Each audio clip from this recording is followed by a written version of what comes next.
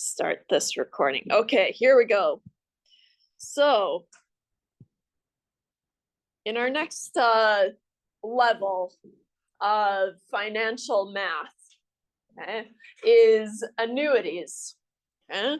And annuities, we'll just focus on annuities. Sinking funds are annuities, and so we can kind of ignore it.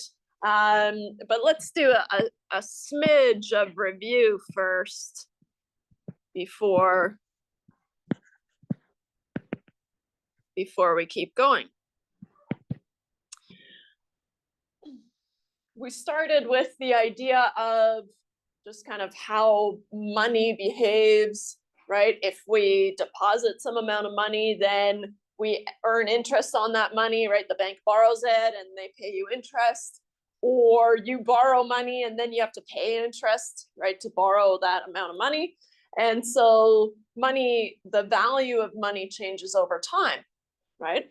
And so we started with the idea of simple interest. Okay. Way back when, simple interest. And we said A is the accumulated amount, right? Or later we call it the future value.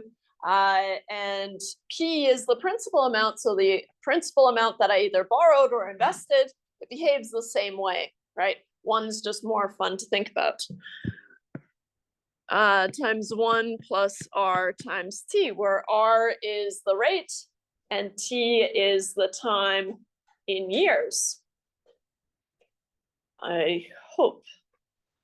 Just going by memory here. Let me confirm. I feel like it is. And if I feel like it is, then it is. Phew. What a relief. Okay. Confirm the compound interest one. I feel like it's P times, now I'm just showing off, P times 1 plus R over N to the N times T for compound interest. But let's see. Phew. So for compound interest,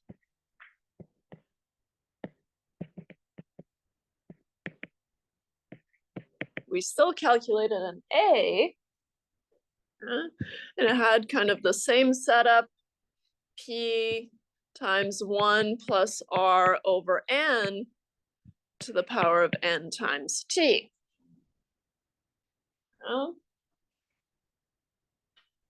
Let's talk about what all these things are. Okay. And so let's bump this down more. Bingy bink. Where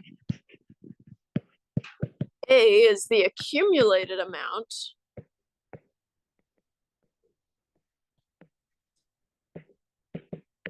Or the future value, we're going to call it the future value.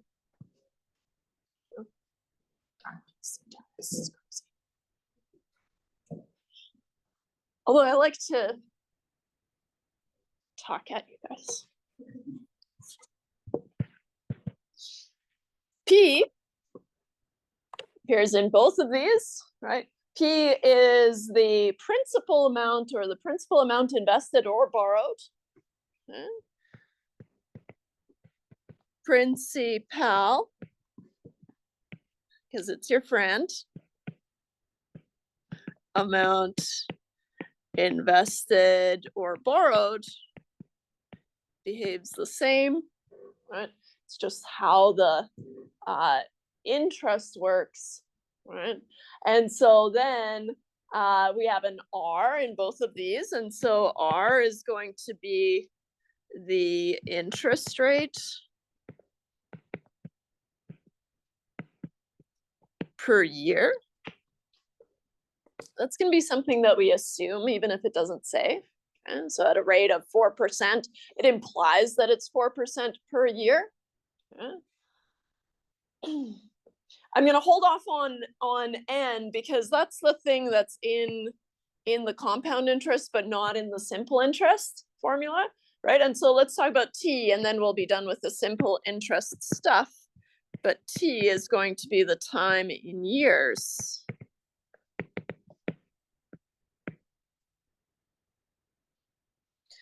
And N is the only new thing for compound interest where, okay, then I am compounding. We talked about compound interest where we calculate how much interest have you earned, and then that gets added on to the principal amount. So your principal amount is growing after each compounding. And then you earn interest on a little bit of a larger amount and a little bit of a larger amount, and it's compounding, right? And so N is the compounding frequency, right? The number of compoundings per year. It's the number of compoundings per year. And some kind of common compounding frequencies that we looked at was monthly, so then N is 12, weekly, 52, right? Daily, 365, right? And so, okay, soon I'm gonna stop bumping this down. So some common values of N, just because we're gonna build on this. And so that's why I wanna remind you what we did. Of course, annually N is 1.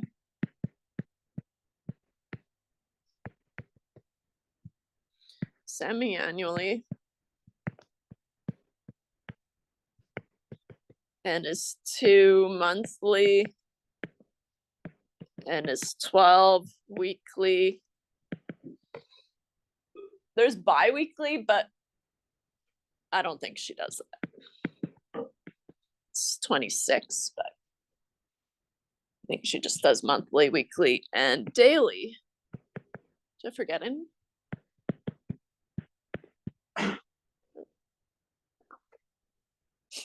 Good enough. We did also talk about compounding continuously, the special case, but we'll leave that in the dust last week. So, as you've probably noticed, we went from simple interest. Now the question will say, with a simple interest rate of 4%, for example, right? And so we need to be able to read the question and figure out, okay, what kind of, how is this interest behaving, right? Is it simple interest or is it compound interest, right? And so that takes a little bit of practice, but then once you're able to really pick up on, okay, it says simple interest, and I know that sounds really dumb.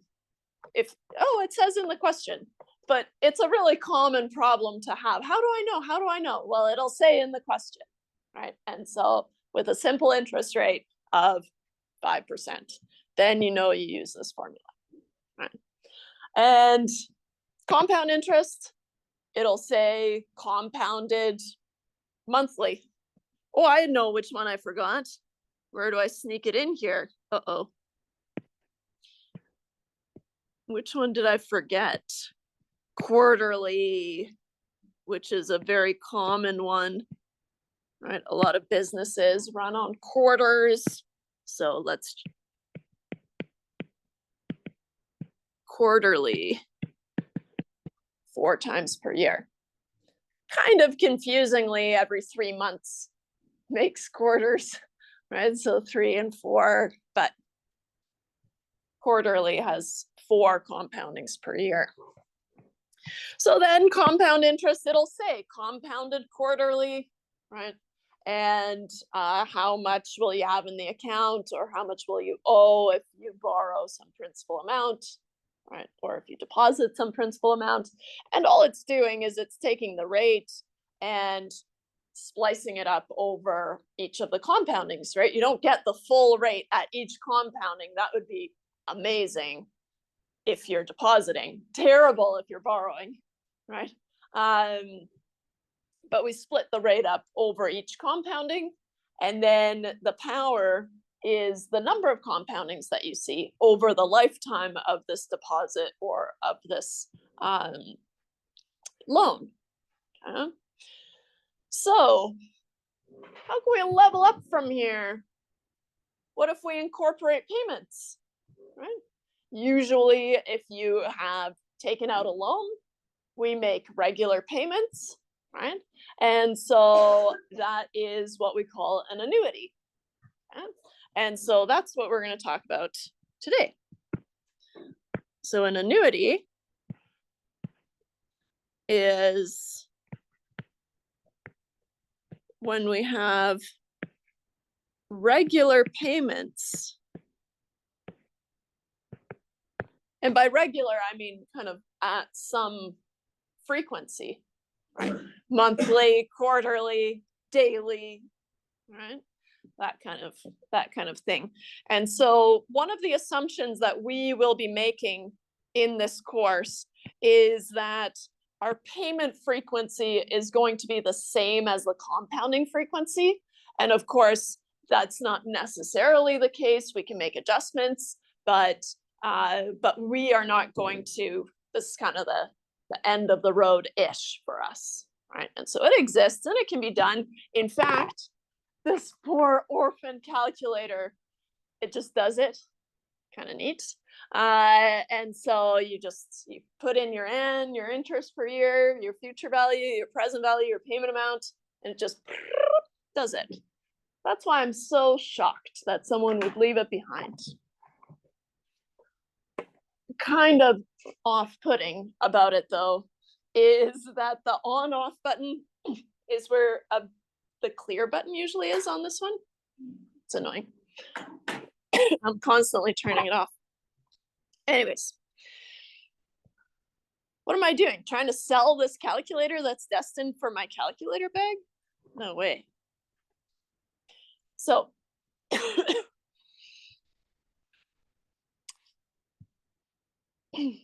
now we have kind of, I call the regular payments or timely payments. So monthly, whatever, quarterly.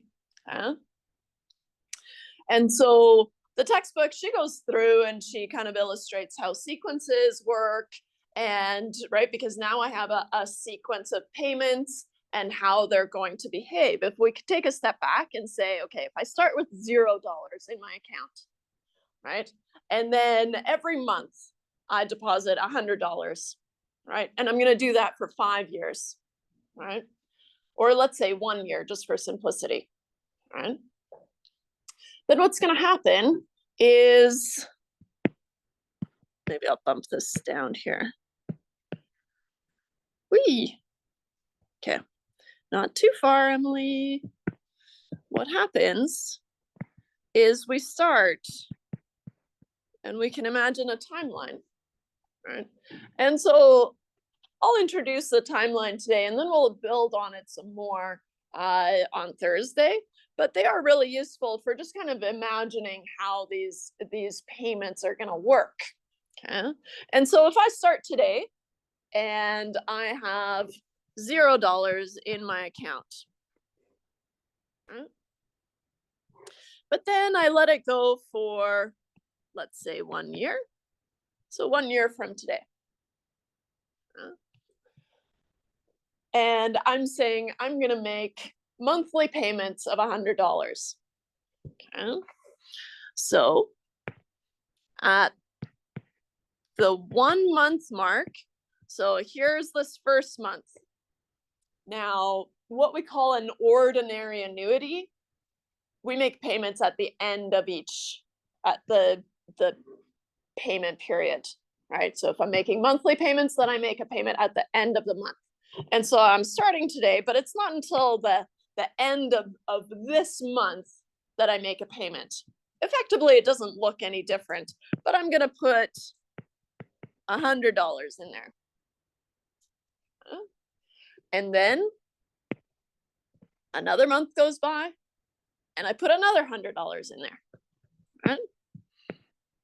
So 2 months, I add $100. But like I said, one of the assumptions that we're making is that we're also compounding, right? We're also going to be compounding this amount per month. That's a skill, I think, combining words. that don't make sense. Right, and so this keeps going, and it maybe instead of 1 year, wait, technology. It is 1 year, but let's say 12 months, just to be on the same scale. Then the one before it is at the 11-month mark. I make a deposit of $100, and then at the 12-month mark, I deposit my last $100. Okay. And this is where I'm going to check in and see, well, how much money do I have here? Okay. And so we want to know what's the amount that I have here. The tricky part is that all of these $100 have been in the account for different amounts of time, right? So I started with 0. That 0 didn't do anything. I didn't put any monies in. That's okay. Right? But then I started putting in $100 and $100. This $100 has sat there for 11 months, right? And each month it's compounding its interest, and it's getting a little bit bigger, a little bit bigger, a little bit bigger, right?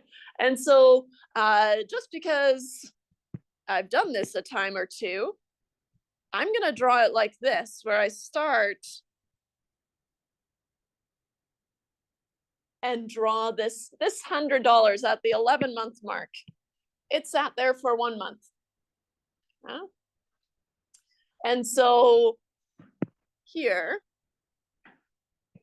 this accumulated amount for the 11th month payment is going to be, well, that's just compound interest. Shouldn't say just, but it is just a compound interest. So what we can do is we can say, well, each of these are just compound interest, right? And they're just acting alone until the end, where I can just smush them all together, add them all up, and that's the total amount that I have, right? We'll have a formula for doing that instead, right? But that's what the formula is going to be doing, right? Is saying, okay, if all these are kind of acting on their own, right? Then, and maybe what I'll do is do this, right? This is going to be $100 times 1 plus R over N to the N times T. That's going to be to the power of 1 compounding, right? And I don't have an example, I guess. Should have picked an example first with a rate and a compounding frequency, or a payment frequency. Well, I do have my payment frequency. Okay, fine. Let R be, I keep gravitating towards 4%. It's kind of a reasonable percentage in life. So let's change this to be not so generic. 0.04 divided by 12 payments per year, right? I'm making monthly payments, and so now this N is going to be the number of, or the number of payments per year, okay?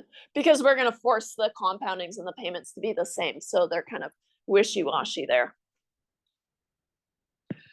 To the power of 12 times 1 over 12, and that's how we get a power of 1.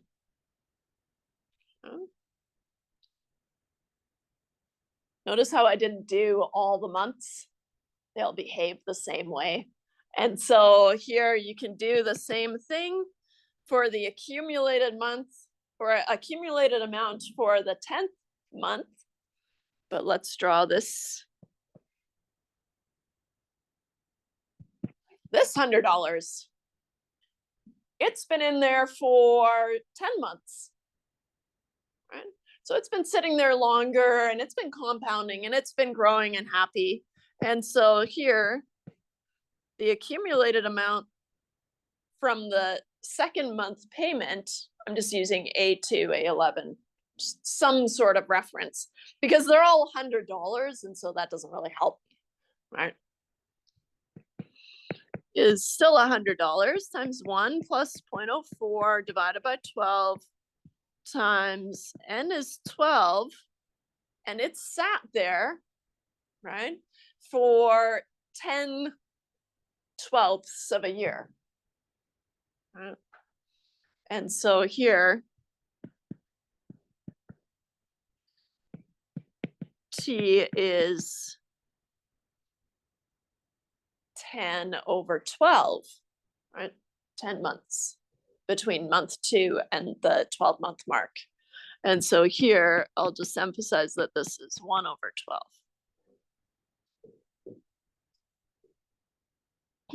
But it's really just going to amount to 10 compoundings. This looks like 12, but it's a 0. That didn't help, did it? And then finally, we can do the same thing for that first deposit. If we think about this $0, right? This $0 is going to grow to nothing. So I'll ignore it. You can draw the arrow pulling it forward, right? Showing that it's growing. Okay. 1 plus 0.04 divided by 12 times 12. And then this has it's sat there for 11/12ths of a year.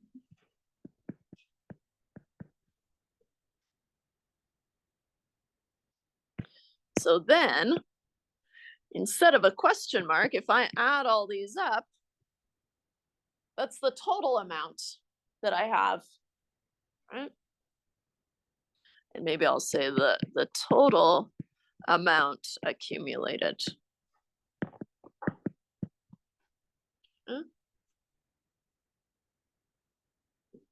So that's what's important about each of these payments, whether you're making deposits, right, and you're growing your amount, right, to be able to pay off some or buy some furniture or buy some machine or whatever. That's going to be called a sinking fund. For some reason, I don't understand it. Or if you're paying off a loan, right, then you have to make regular payments. Okay. So here we have a formula for this calculation. Bum, ba, da, ba.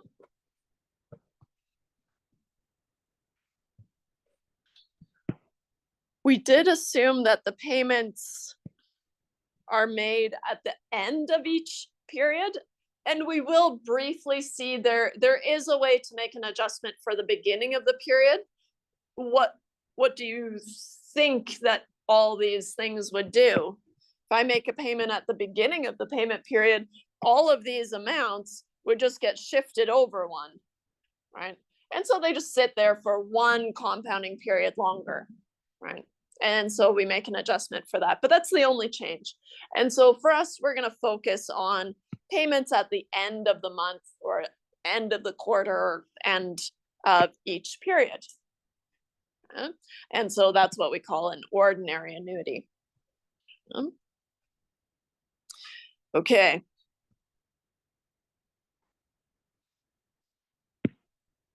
Let me add a page.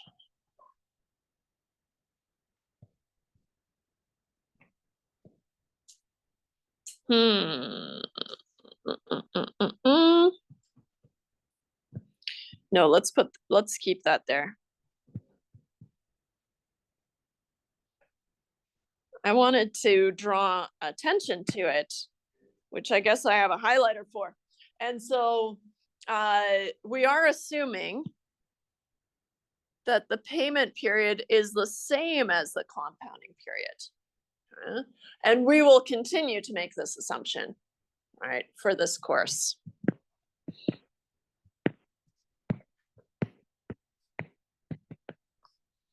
We will always make this assumption.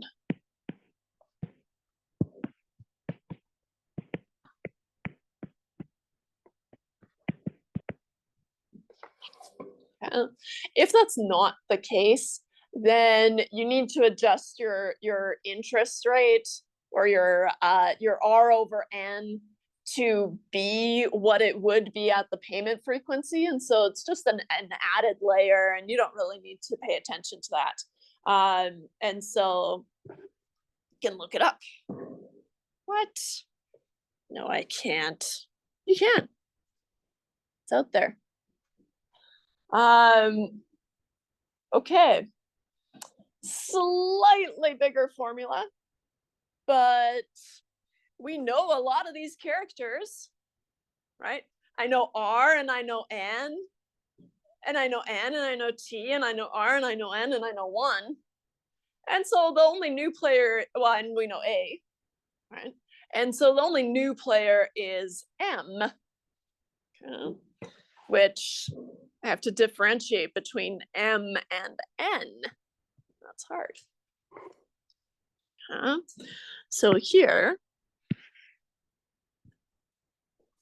if a payment of M dollars, right? So now I'm not just depositing some initial amount and just letting it sit there and grow and I'm not doing anything.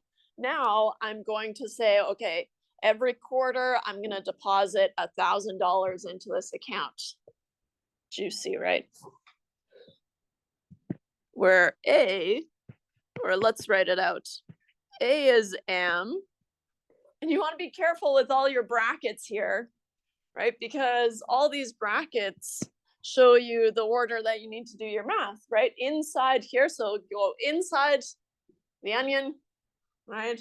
And inside all your brackets, so you start in here, you want to start with R over N, then add it to 1, then take that to the power of N to the T, then subtract 1, then multiply it by M, and then divide by R over N. All right. And so take some practice, and we'll do a lot of them. But just kind of take it nice and slow and start way inside your brackets and work your way out. All right. So M times, 1 plus R over N to the T minus 1, all divided by R over N.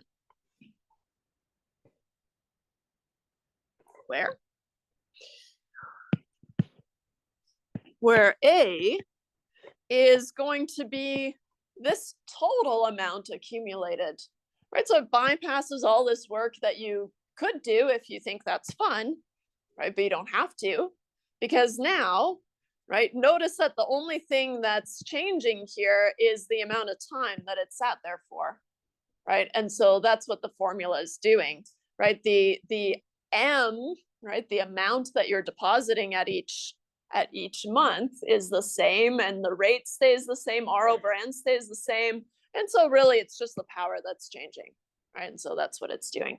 It's handling all that. So A is the total amount accumulated.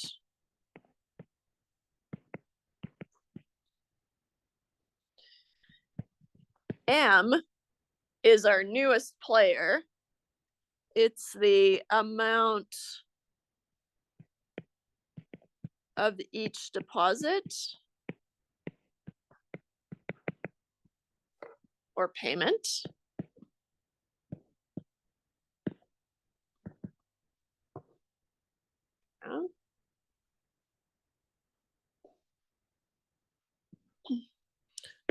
R is still the interest rate per year.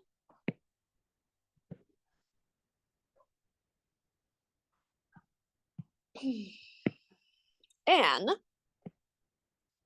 the payment period is the same as the compounding period. And so N is kind of it can be either one, right? Technically, it's both, right?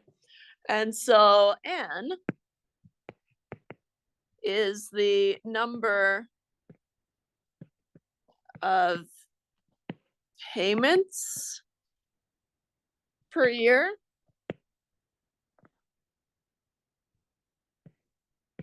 and the number of compoundings per year.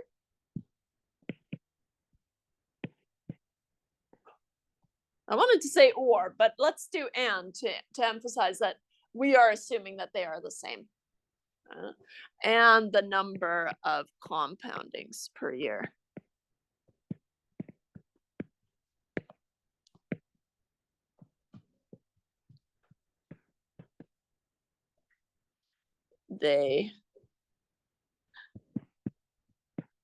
We assume they are the same.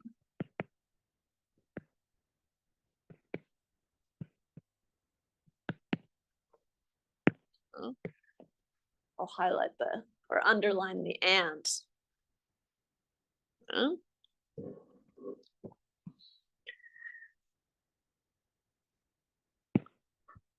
We've defined A, we've defined M, R, N again. T is the only one, but T is the time in years still.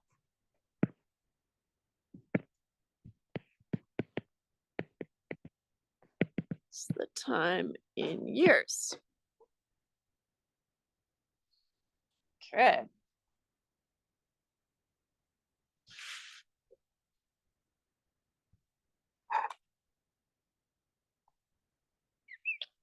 I think I said all the things. I think we're ready.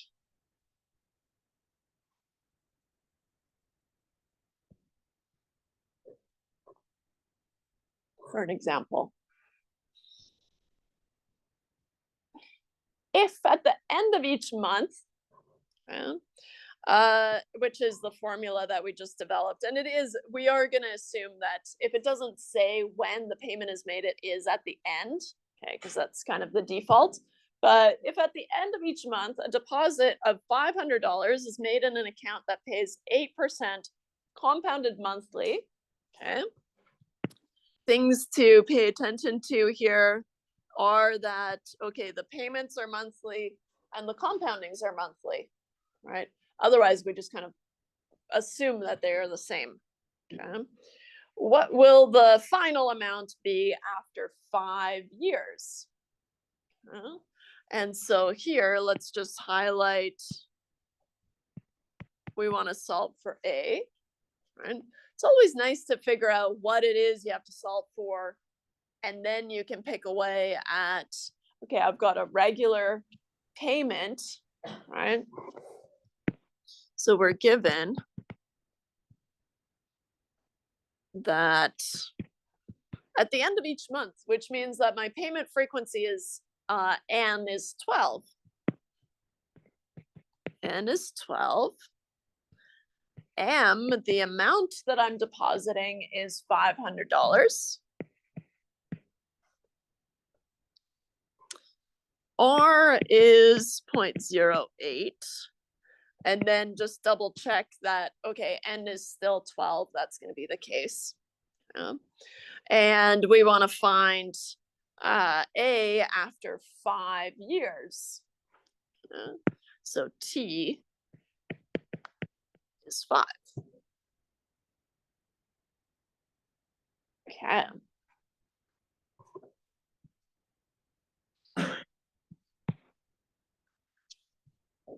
We want to solve for A, and I guess I underlined too much. There. Because the 5 years is the T.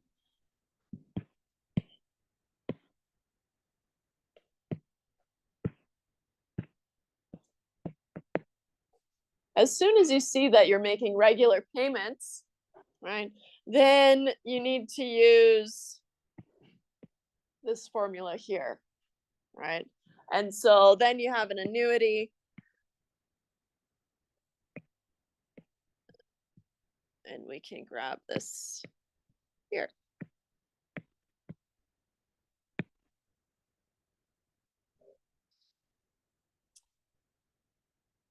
can plug in all the values that we have, right?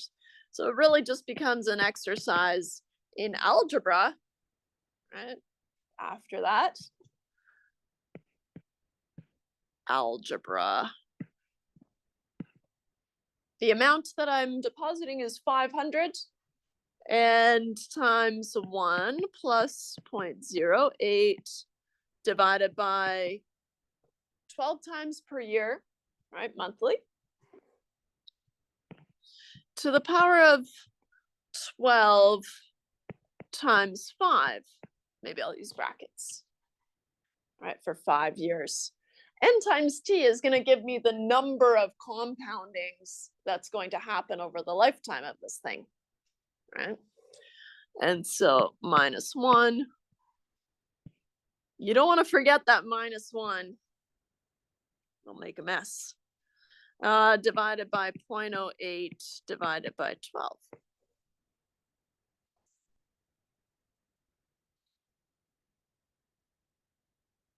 Starting nice and slow, right? I'll just kind of highlight what it is I'm changing at each point because this is kind of messy, right? And so you always want to start way, way inside, and 500, everything else stays the same. And I know it's tedious, but you're going to write out all the things, right? You are allowed to maybe simplify 12 times 5, right? Sure, go for it. Even the 0.08 over 12, right? You can do that twice. So let's do that here. 1 plus, what is 0.08 over 12? I hope it's good. Oh, weird setting. It's not.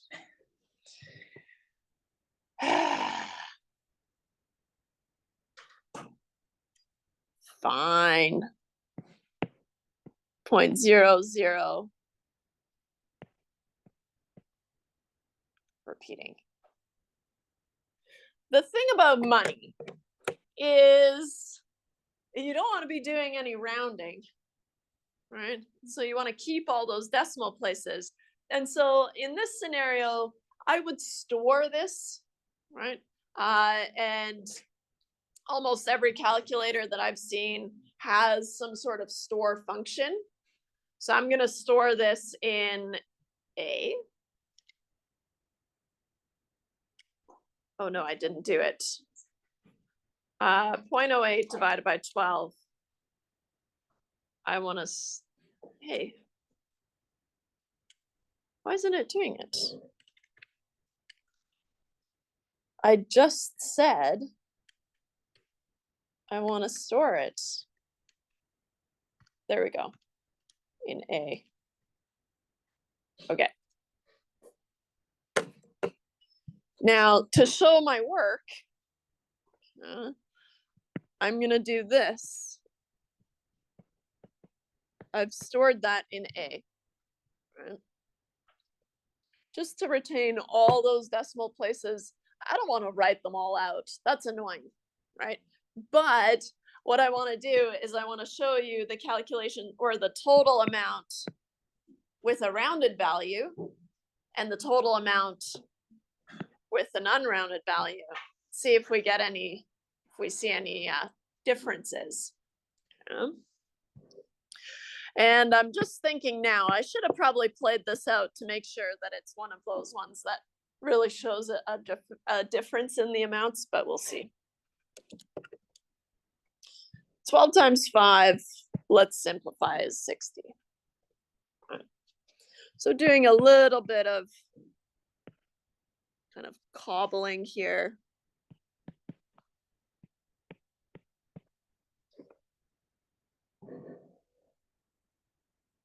Which is also stored in A.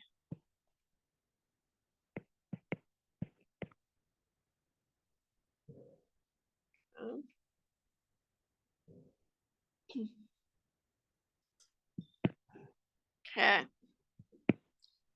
next thing I'm gonna do is I'm gonna take this value, this stored in A value, and I'm gonna add it to 1, right? That's the next thing that I need to do here. And so I take the value that I stored in A, and sometimes it is easier to just do the 0.08 over 12 and then add it to 1 immediately. But let's do 1 plus shift recall A.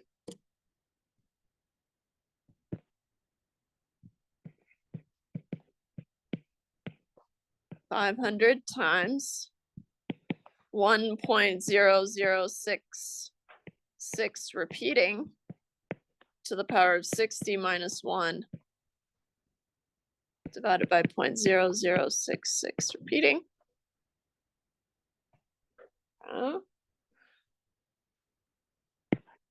Just for practice, I'm going to store this in B. It's slightly different. Store in B. You might be storing in 1s and 2s. It's okay. You can write 1 and 2. But mine says store A, store B. And usually, even on this calculator, you can store stuff, right? And then you store it in the number slots. So it is worth exploring kind of how your calculator stores values. It's also nice because then when you go back and you check your work, right, then you can check your stored values. Okay. But we're just building on that. So I'm going to take it to the power of 60. That's my next thing.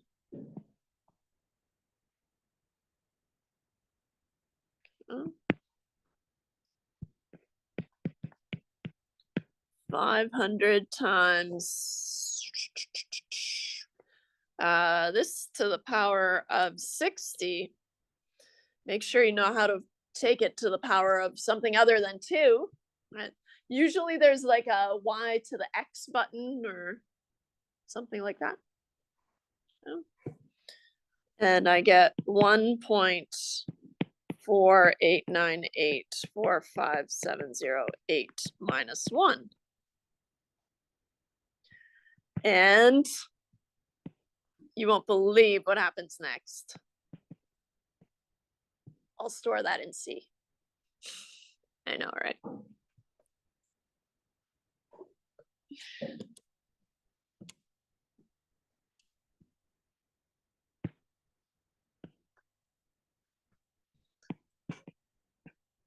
What if I do that? Divided by whatever is stored in A. You can do that. You're allowed to do that. Or you could have kept it as 0.08 divided by 12 if you wanted to. But slowly we're working our way downtown. I need to subtract 1. That's going to make a huge difference. If you forget to subtract the 1, then all of a sudden you get 500 times 1.5, basically, right? Instead of 500 times a half, essentially, right? And so it's going to make a big difference. So you don't want to forget to do that minus 1. So here, bing, ding, ding, ding, ding, ding. Minus 1. Do I have to store it? You don't have to store it ever. But you do have to use all the decimal places, right? Not just the ones that are showing. So here the thing is, these are the decimal places that show on your screen, but obviously your screen taps out after some amount. And so it keeps going. So even that can make a difference in your dollar amounts, right? Even rounding at that decimal place. So 500 times 0.489845708.3. There's another one that popped up.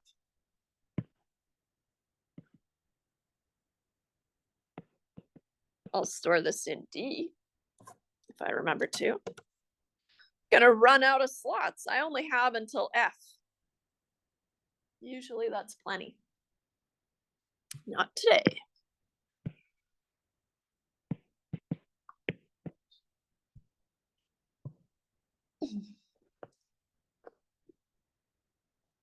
Just to tackle the numerator first, right? So the top portion here, I'm going to multiply this 0.48 by 500, right? And then I'm going to divide by whatever's stored in A.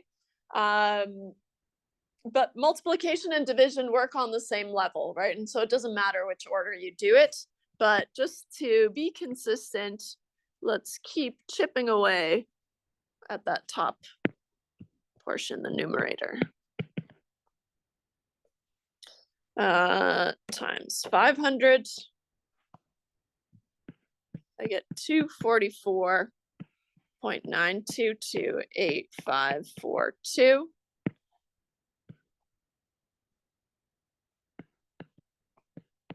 I'll store it in E just to really max things out.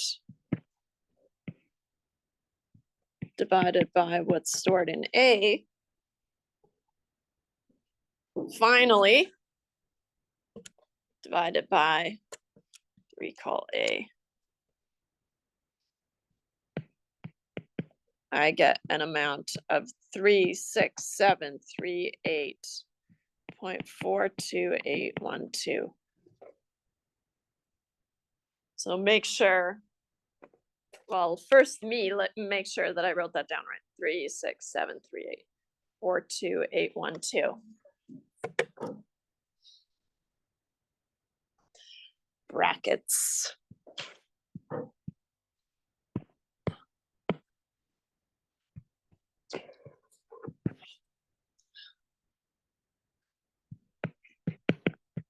In monies, $36,738.43.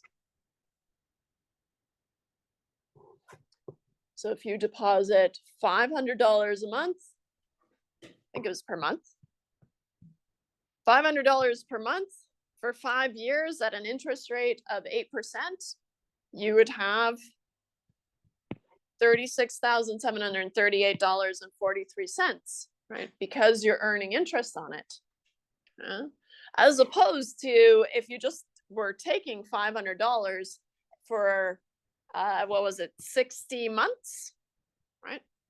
Monthly payments for 5 years. So $500 times 60 gives me a total of 30,000, but I like this one better, right? 30,000 if there's no interest, but with interest, right? We get 36,738.43.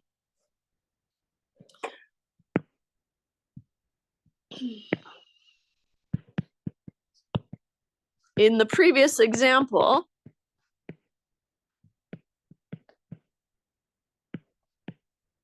we kept all the decimal places, right? Or we stored all the decimal places in our calculator. We stored all decimal places.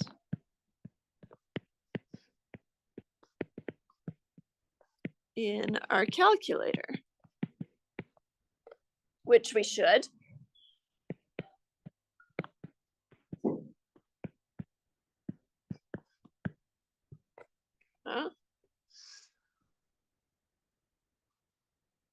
But consider if we used R over N, which was 0.08 divided by 12. What if we use the rounded value? How much would you have rounded it by? Be honest. 0.00, what was it? 0.006666666. Would have been tempting to go maybe 0.0067. Don't say 0.007. Too tempting. Let's try it. Let's try it.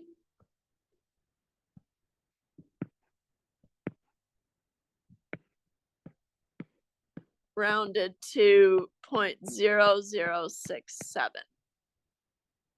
we'll see if we see any differences in the monies. I really hope that there will be, because otherwise you won't be convinced. So now we're going to redo that calculation. I won't write out all the steps like I did so thoroughly. Need more space though.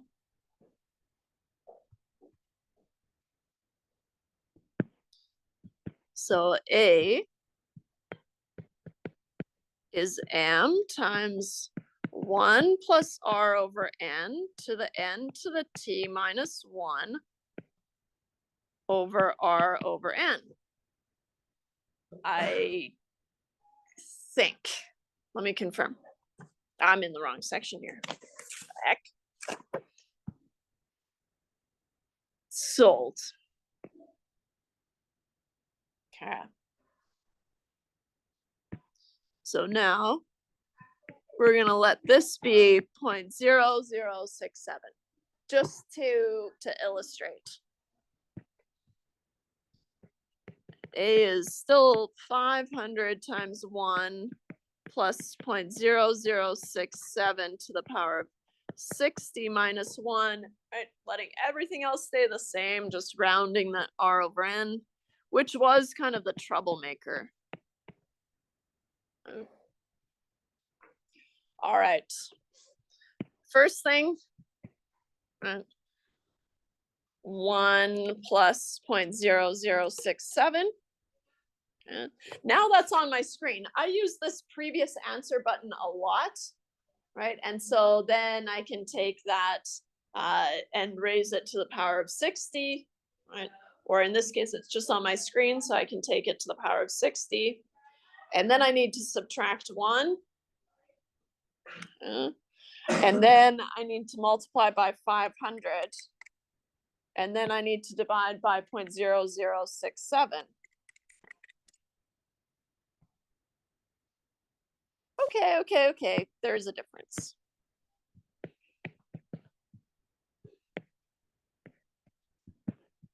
$36,776.7582, or as a dollar amount, still 36,000. But I've seen examples where it's like thousands of dollars off. Okay? And so depending on the rate,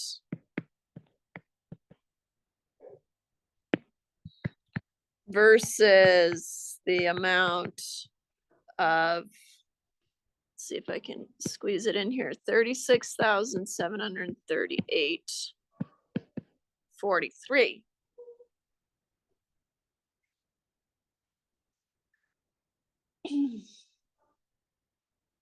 Okay. Using an unrounded value for r over n. Okay. Now the thing is, I prefer this one, right? If I'm accumulating some amount in a deposit, right, then yeah, I want this bigger one. But the bank only committed to this one, right? They said, hey, 8%. This is going to be technically, right, 0.00067 times 12. This rounded value, right, traces back to an R of 0.0804. So here, or R is 0.0804, right? The bank's going to come back and say, hey, we didn't commit to 8.04%. We committed to 8%.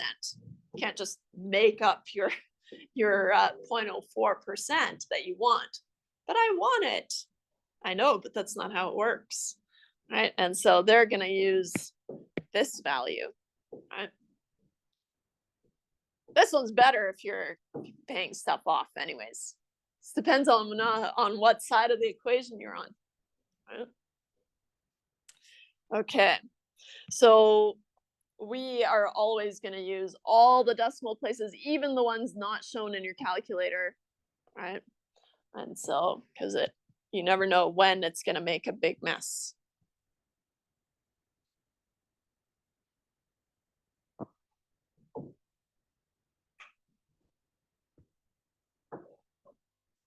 How about another example?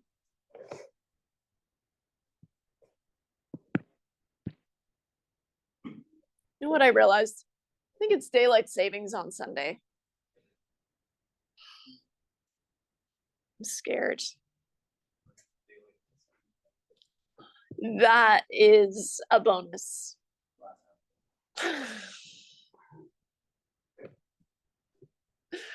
It always rocks me. Even the good one, when we fall back, that's the good one, right? This is the bad one. You do? Waking up early. I mean, it's nice that it's light out. It makes a huge difference, but you have to wake up earlier. I teach at 8.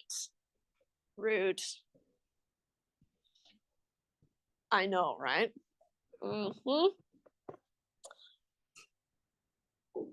Tanya deposits $300 at the end of each quarter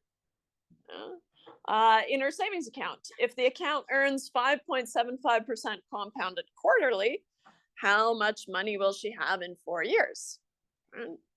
All right. So let you try it.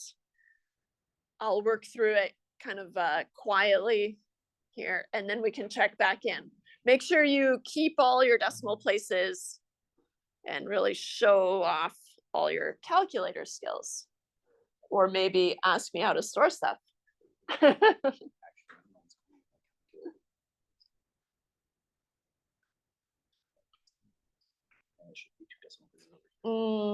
That's scientific notation. That's what mine does too.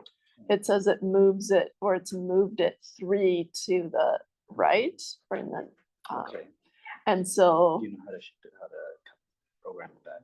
Because I wasn't doing it. No, I don't. But your store function.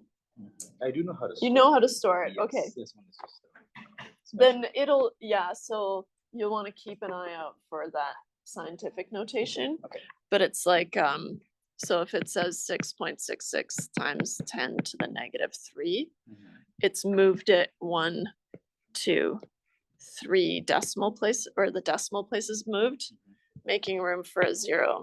Is that gonna mess up my calculations when I put everything into the calculator? No, as long as you store that. Okay. Okay. Okay, cool. Yeah. Sounds good. Yeah, nice. It's just annoying to write it out.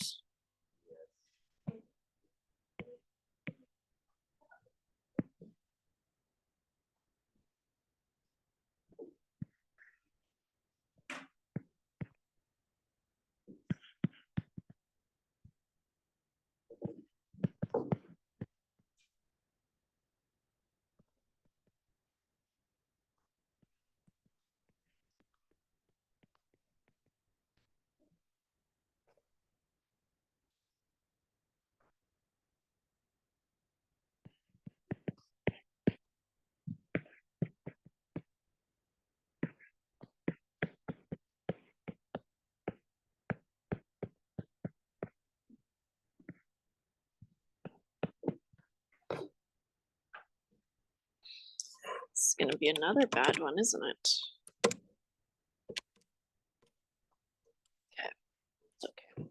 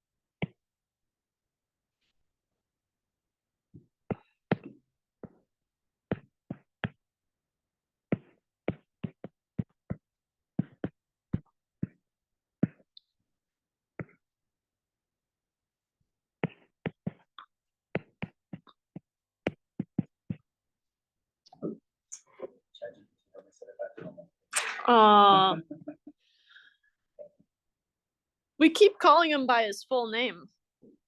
But what are the kids calling him? Just Chat? Sounds like Chad though. I can't.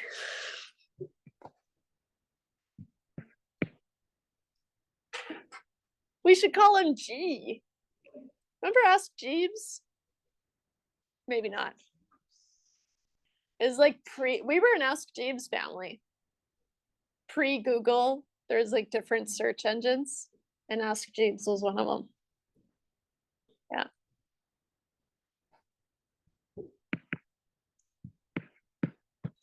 Probably wasn't that good.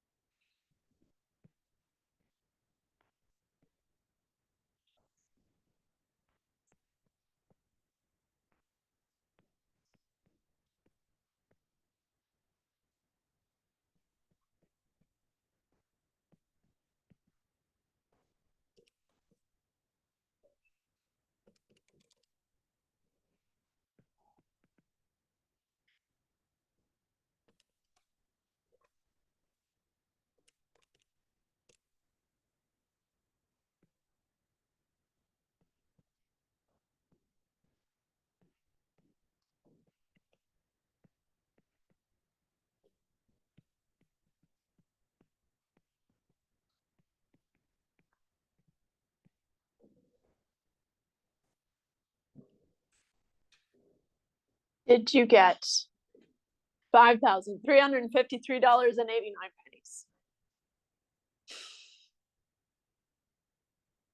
Just say yes. Or no, but then you'd have to tell me where you went wrong, probably. Oh. So from, I will make a note here that these steps, sorry, not the first one. You have to show me what you're entering. These steps are all optional, right?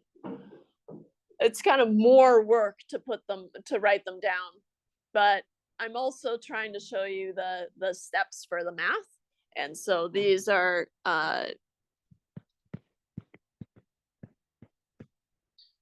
optional when showing work. You still have to do them.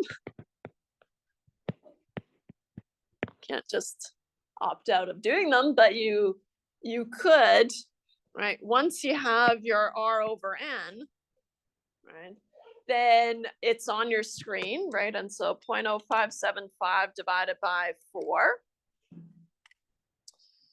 And then I can add, so plus 1. And then I can take it to the power of 16. And then I can subtract 1.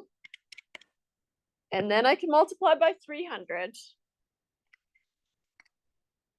And then I can divide by, as long as I use brackets, 0.0575 divided by 40 and brackets, I get the same number.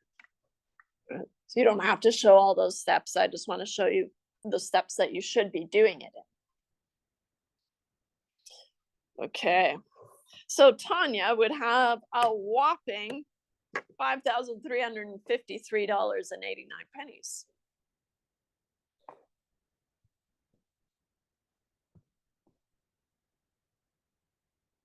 Technically, this next question is a sinking fund. Yeah. I know. So maybe I should do this. Nah.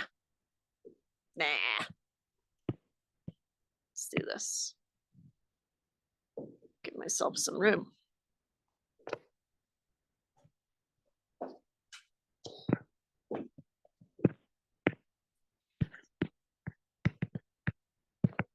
A sinking fund is when we require some amount of money by some point in time. Okay. And so I have no idea why it's called a sinking fund. It makes no sense to me unless you're sinking treasure down to the bottom of the, I don't know, payments. That's what you can imagine. So a sinking fund is when we require some amount A, right, by some time point T.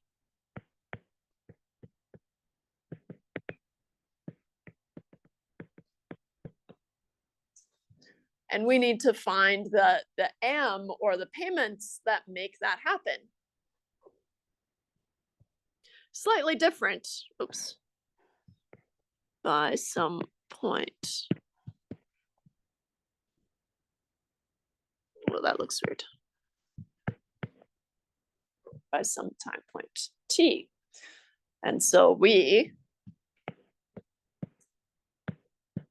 need to find the payment amount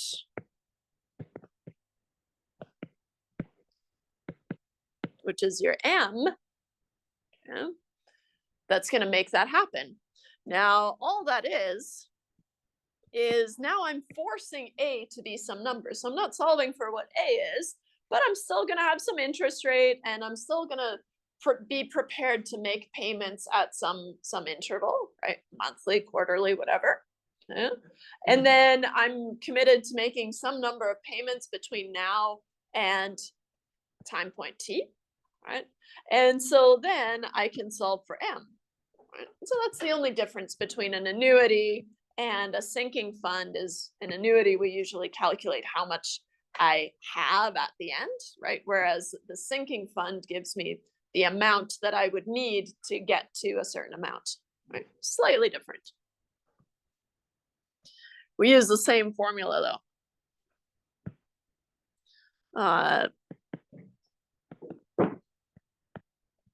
That makes, can I say makes it happen? Sounds catchy.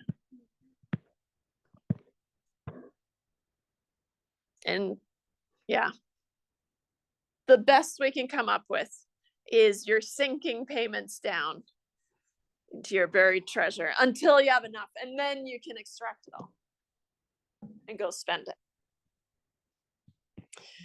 Robert needs $5,000 in 3 years.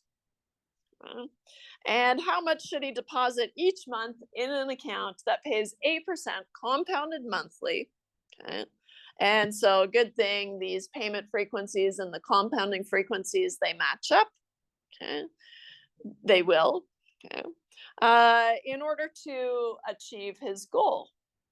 Okay.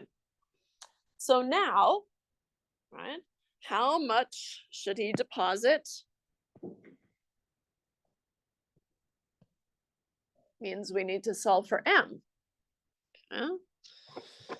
We're given that A has to be $5,000. Okay. And we're told that we have 3 years to do it. So T is 3 years. Each month in an account that pays, and so N is going to be monthly for 12, and R is 0.08.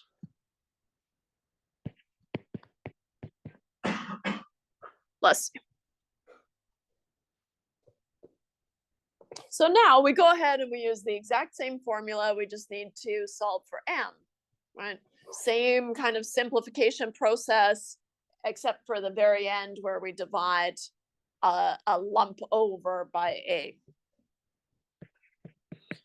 A is M, and I always need you to write out your empty formula, right? Just to show me which one you're going to put stuff into, and then put the stuff into it, and then you can jump to the solution. Okay. 1 plus R over N to the N times T minus 1 over R over N. Huh? A is 5,000. M is the one I'm trying to solve for now. 1 plus 0.08 over 12 to the power of 12 times 3 minus 1 divided by 0.08 over 12. I'm going to cheat and do 12 times 3, 36. Okay, I'll remember that. And now I'm going to do the calculations like I would if I was kind of a student and not keen on showing all my work. You can jot down as many steps as you want, but show you how little you need. 0.08 divided by 12 plus 1 to the power of 36 minus 1 divided by, and as long as you use brackets around the 0.08 over 12, you should be safe. I get 5,000 is M times 40.535555774.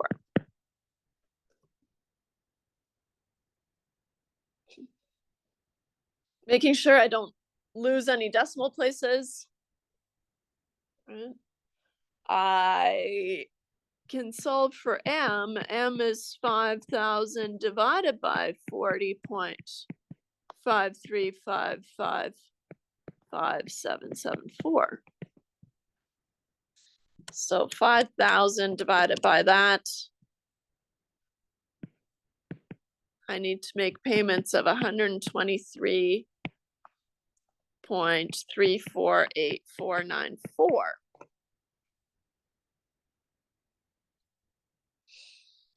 There is some logic behind always rounding up to the second decimal place, right? Because you don't want to be left scrounging for money to get to that full 5,000.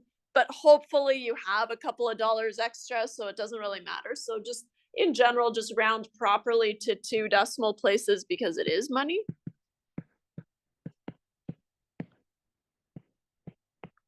So 35 pennies. This would get you a little bit, a tiny bit over 5,000, right? Just a smidge. And you can reverse engineer it, right? To figure out, okay, well, how much over, right? But they would need to make payments of $123.35 monthly for 3 years in order to get $5,000.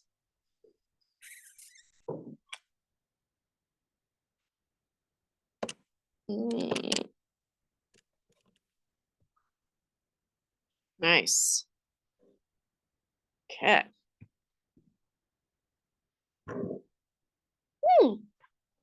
Nice. There, sinking funds. Not as bad as they sound. They sound really bad, I think. Sinking. So here, this is a sinking fund. I don't know why they did an example, but when a business deposits money at regular intervals into an account in order to save for a future purchase of equipment, the savings fund is referred to as a sinking fund. Okay? And so here's another example. A business needs $450,000 in 5 years. Uh-oh. How much should be deposited each quarter in a sinking fund that earns 9% compounded quarterly to have this amount in 5 years? All right. What could you do if you wanted to? You could create a new formula for M. I find that that's a little bit kind of murky, right? Because you'd have to take R over N, multiply by A, and then divide by this whole chunk, ugh. I think it's nicer to work with numbers and then divide it over. Um,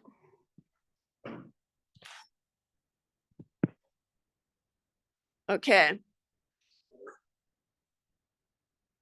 How much should be deposited? So we want to solve for M. And we were told that the accumulated amount has to be $450,000. We've got 5 years to make it happen. The payments and the compoundings is quarterly, so 4 times per year. And the rate is 0.09.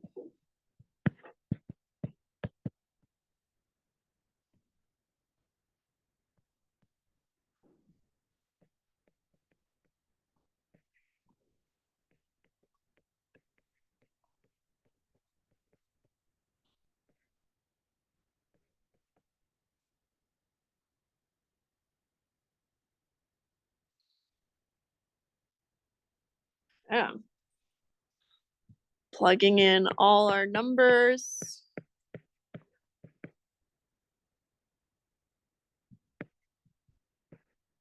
Plug and chug. That's a fun theme for a party, I think.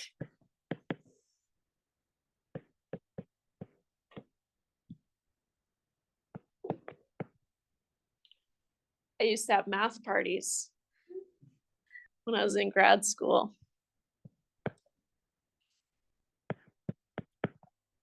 We'd have derivative offs. That's calculus, but it's pretty fun. So it's not until years later that I thought of this theme, but obviously it's a little late for me. It's not too late for you. You can have a math party still.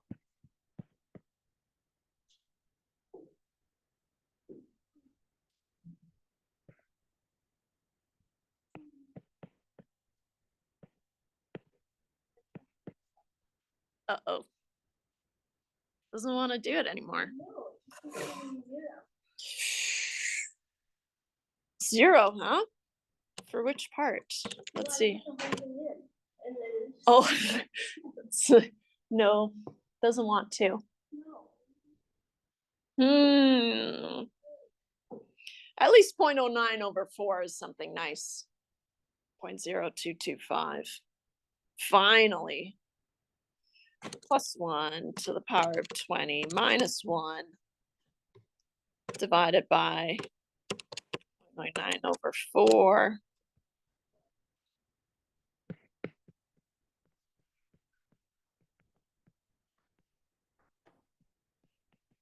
24.91152.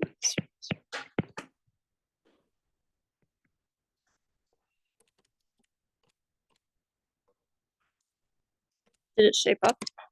No.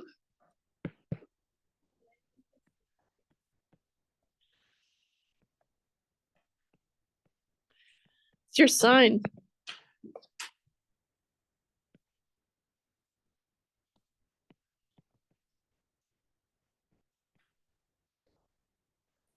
I find that they would need to deposit $18,063.93 at the end of every quarter for 5 years in order to have $450,000. I concur.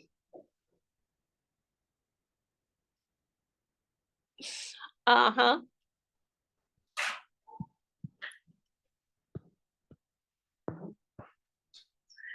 We can talk briefly about the annuities due. But if a payment is made at the beginning of each period, we call it an annuity due. So the payment happens at the beginning. That's the only change. And we talked about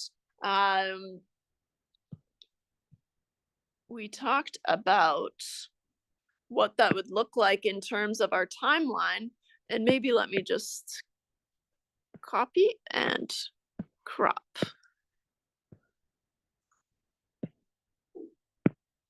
Our timeline.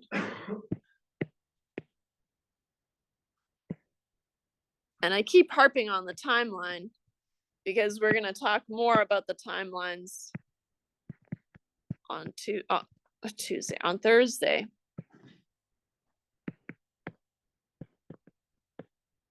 But let's consider the same scenario. But now, if I'm making monthly payments, so 1 month, 2 months, 11 months. The first payment of, let's say, $100 is going to happen today, right? It's just kind of moved from the end of the month to the beginning of the month, which means it's going to sit there and accumulate interest for just a little bit extra, right? An additional month, right? But it also means that this $100 came from the end of that first month period, right? And so on and so forth. And so this last $100 deposit is going to come from here, and then no deposit is made at the end, right? Because all the deposits are happening at the beginning. That's the only change, right? And the only real difference here is how long this first payment sat there for, right? An additional month because it was deposited at the beginning, but we also don't get this one at the very end, but we have the same number of payments, right? They just all got shifted over. And so in terms of the formula,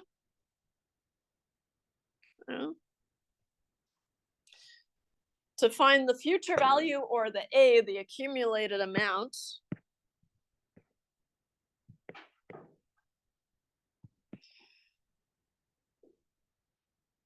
you increase the number of periods by 1, and then you subtract 1 payment. And so I will highlight this. Most of the problems we're going to do involve ordinary annuities. And so here she's just kind of introducing it for completeness.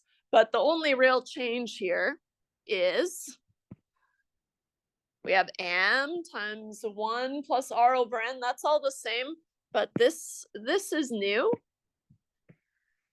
Oops. This kind of plus 1 is new. Everything else stays the same. Right? And so now, right, what's the catch here? Right? It's that this amount sat there for 1 more compounding, right? As opposed to before, right? And all of them just sat there for an additional compounding, right? But then we also subtract a payment here because otherwise we would have made N times T plus 1 payments, but we actually only made N times T payments. And so we need to subtract a payment so that it stays the same. So we're adjusting the number of compoundings over this lifespan, but not the number of payments. And that's the only difference. And from here, it's really just a matter of kind of plugging stuff in, and can do an example.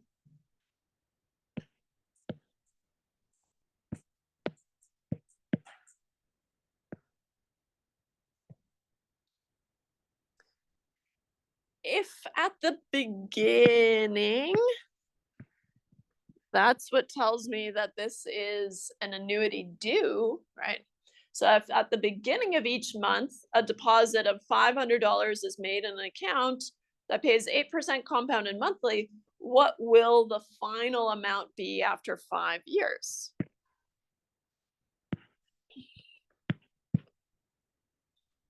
That means I need to find my A, right? Always nice to highlight what I'm looking for. And we're given that at the beginning of each month, so N is 12, A deposit of $500, so M is 500.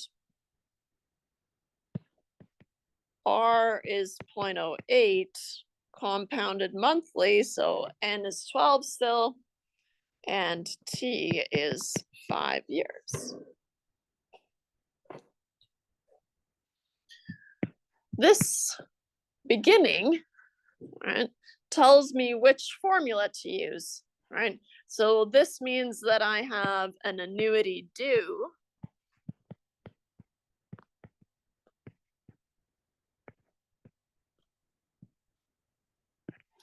which tells me that the formula to use is this.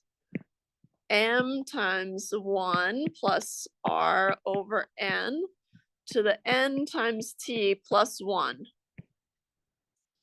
then minus 1 over R over N, and then minus M at the end.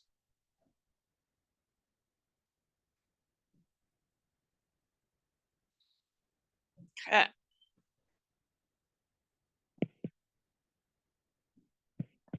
M is 500. 1 plus 0.08 divided by 12. 12 times 5 years plus 1. Right? They all just sat there for kind of an extra amount of time. Over 0.08 divided by 12.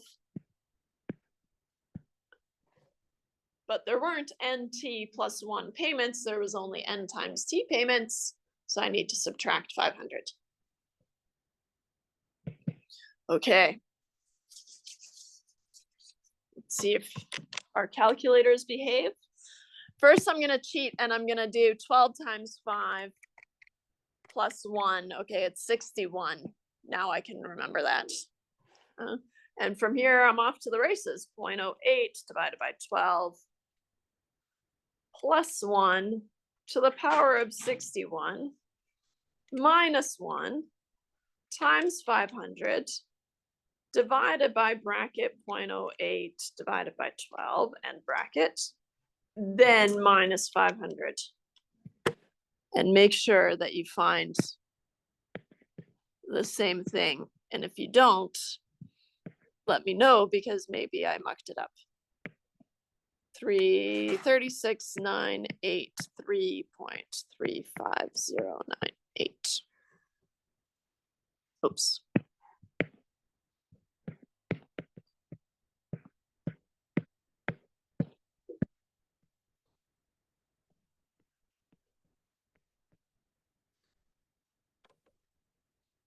And is that the same scenario that we had way back when? Let me see here. Way back when.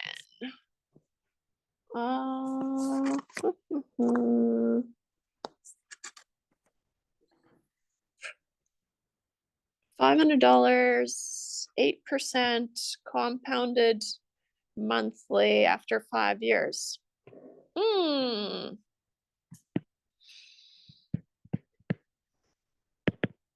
Recall,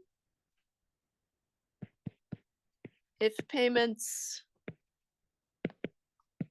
are made at the beginning, or sorry, at the end,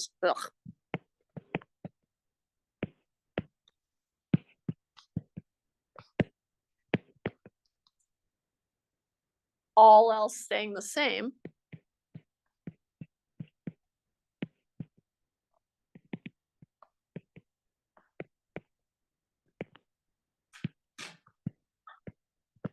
we found 36,738.43.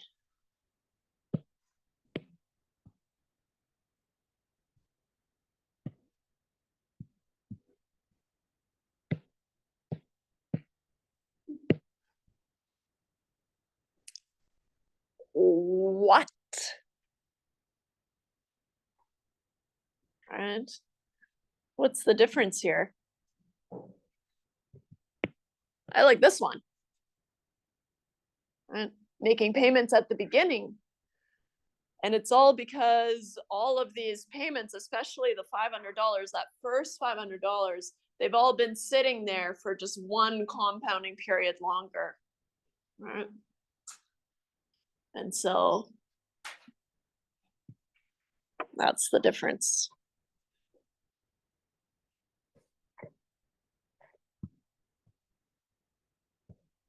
That's all I have. I guess I should capitalize this recall. Any questions? No. All right. If you want to work on the homework questions, you're welcome to. Otherwise, if there are no questions, I release you to do whatever you want. And I'll see you on Thursday. I'm going to stop this.